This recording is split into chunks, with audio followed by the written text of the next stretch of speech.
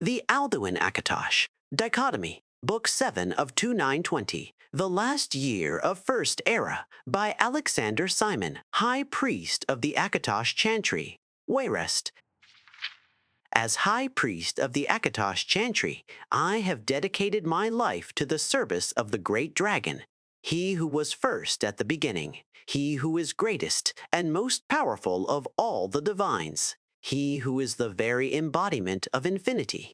I am, quite obviously, a man of deep and unwavering faith, but not blind faith, for I am also a man of scholarly endeavors and have always valued education and the pursuit of truth in all its forms. And so, I have had the honor and privilege of making it my life's work to discover the truth about Akatosh in all of our beloved divine's incarnations.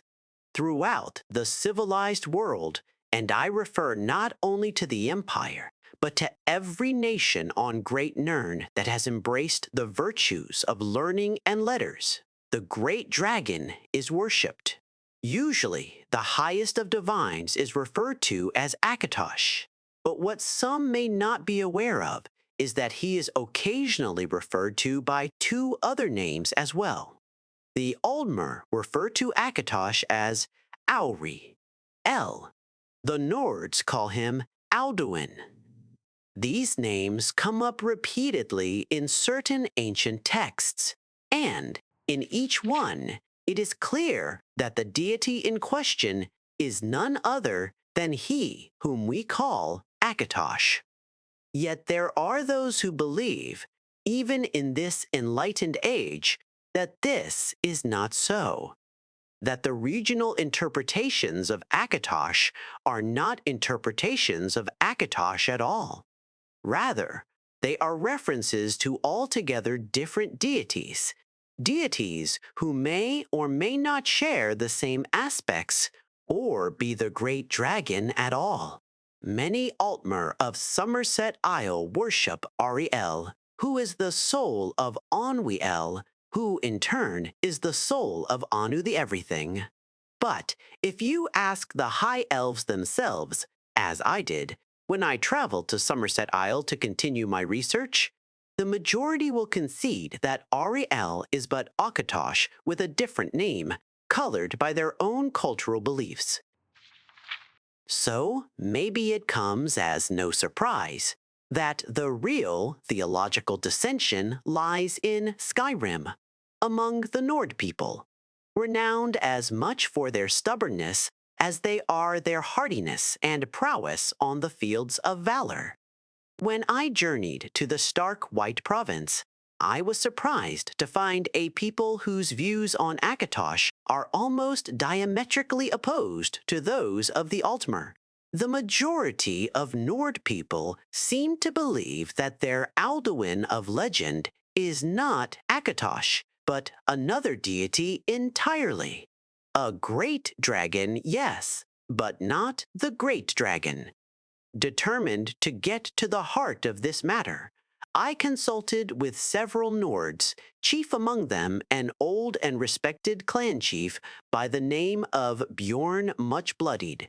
And what surprised me most about those I talked to was not that they believed in Alduin instead of Akatosh, but that they recognized Alduin in addition to Akatosh. In fact, most children of Skyrim seem to view Akatosh in much the same way I do.